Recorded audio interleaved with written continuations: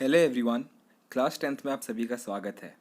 आज हम करने वाले हैं फर्स्ट यूनिट की first poem a teenagers prayer by J Morris. English भाषा में उम्र के हिसाब से ग्रुप्स बनाए जाते हैं। उन्हें कहते हैं एज ग्रुप्स, जैसे चाइल्डहुड, टीनेज, अडल्टहुड। टीनेज जिंदगी का वह भाग होता है जिसमें एक इंसान एक बच्चे से अडल्ट बनता है। इसे टीनेज कहते हैं क्योंकि इसमें 13 से लेकर 19 इन उम्रों तक की एजेस होती हैं।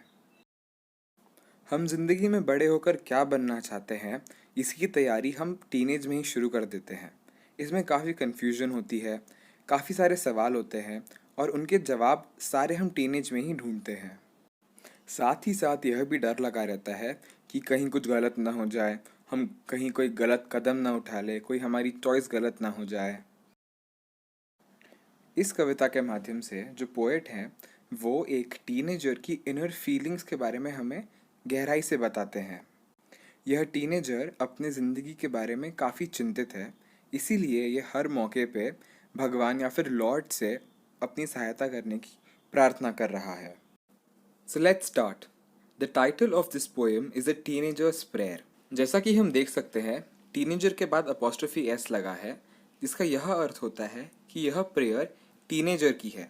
The prayer of the teenager, a teenagers prayer. और इसके कवि हैं जे मोरिस।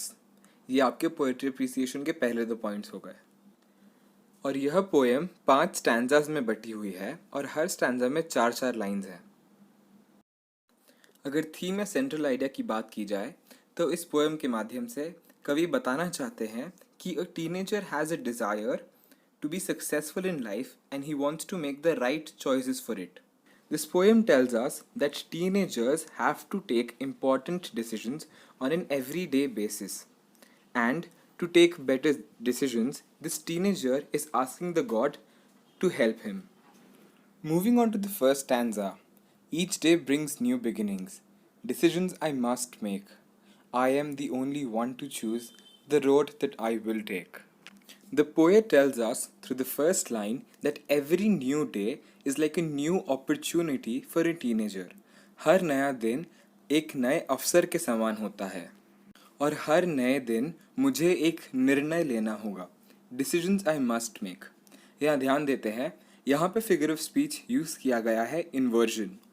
किसी सामान्य इंग्लिश वाक्य में ये सेंटेंस का अरेंजमेंट होता I must make decisions, but क्योंकि ये कविता है तो पोएट ने राइम लाने के लिए जो शब्दों का अरेंजमेंट है उसे चेंज कर दिया है, इन्वर्ट कर दिया है और कर दिया है डिसीजंस आई मस्ट मेक।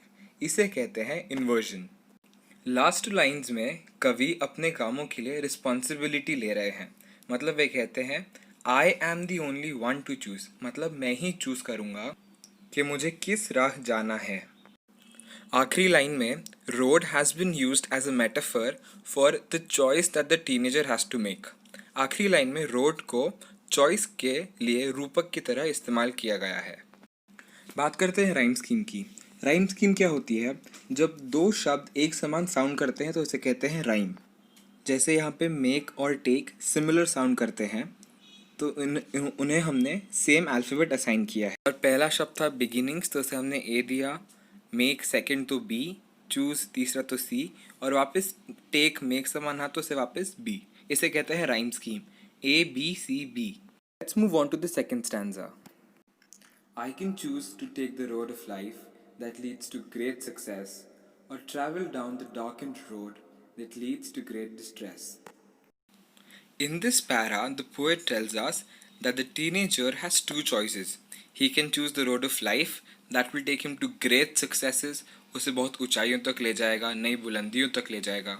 और he can travel on the darkened road, मतलब the road that does not have a very nice end, which will lead him to great distress. Distress here is stress, परेशानी, दुख।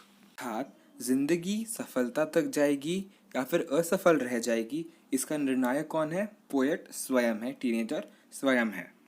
इस stanza की rhyme scheme है ए B C B. जैसा कि आप देख सकते हैं, लाइफ और रोड राइम नहीं करते, लाइफ सक्सेस भी राइम नहीं करते, तो life a, success distress S S से एंड होते हैं तो वो बी, और रोड किसी से राइम नहीं करता तो वो सी.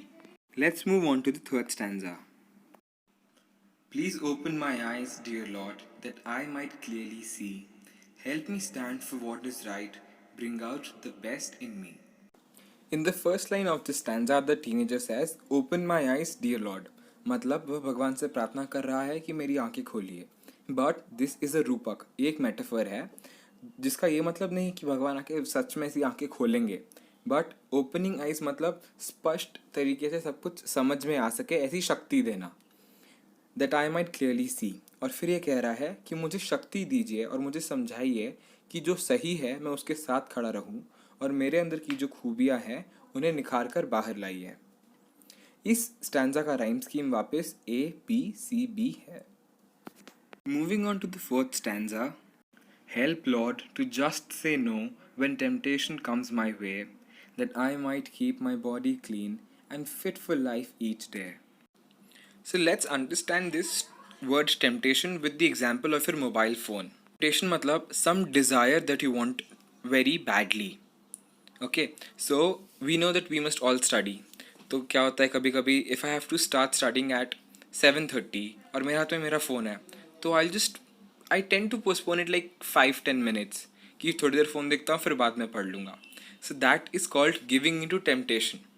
So this teenager is actually asking God to help him to say no to temptation so that he can keep his mind and body clean of all the bad thoughts and he can focus on the good and important and necessary things that need to be done during teenage, like studying, being mentally and physically fit, respecting everyone, being good human beings. In this stanza, since no does not rhyme with way, clean, or day, it is A. Way rhymes with day, so it is B. And since clean does not rhyme with no or way, it is C. So the rhyme scheme is A, B, C, B. Moving on to the final stanza of the poem. When my teenage years are over, I know that I will see that life is lived its very best with you walking next to me. In this stanza, the final stanza, the teenager says that he knows that one day his teenage phase is going to end. वो एक adult बनने ही वाला है.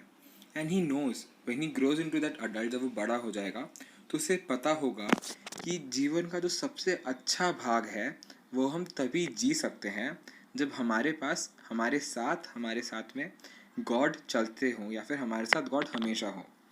Last line में जो you दिया गया है वहाँ पे जो टीनेजर है वो गॉड को रेफर कर रहा है. And this stanza has a sort of gratitude, मतलब the teenager is thanking God for being there with him, and because God was with him, his life was at the very best.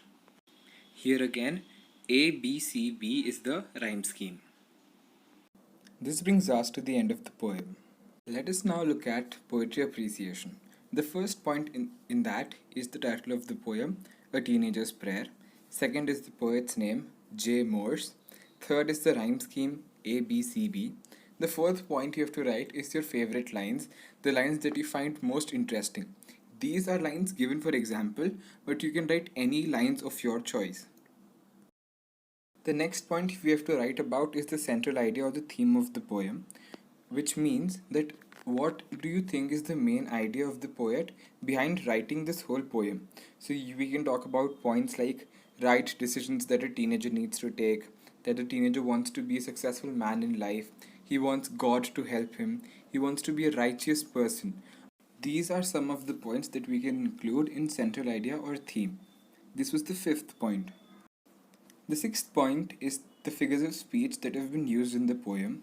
For example, apostrophe in the title, alliteration, going down the darkened road, inversion, metaphor. We can simply state the figures of speech used, or we can write it with example as we want. The next is the special features. As I often suggest to my students, you can always learn this part for the exam. This poem uses simple words along with the ABCB rhyme scheme. There is use of metaphors to express the poet's thought. The poem conveys a teenager's inner feelings beautifully. Another special feature of the poem is that the teenager mentioned in the poem is constantly talking to God, talking to some power that is helping him. So it's like a way that even we can use in our day to day lives whenever we face a problem or a choice. In the last or the eighth point, you need to mention why do you like this poem. So you can say things like because it talks about a teenager and even you're a teenager. And you personally connect to the poem, or you have a way to look at life now. There can be various other reasons. This brings us to the end of the first poem of the first unit. Thank you.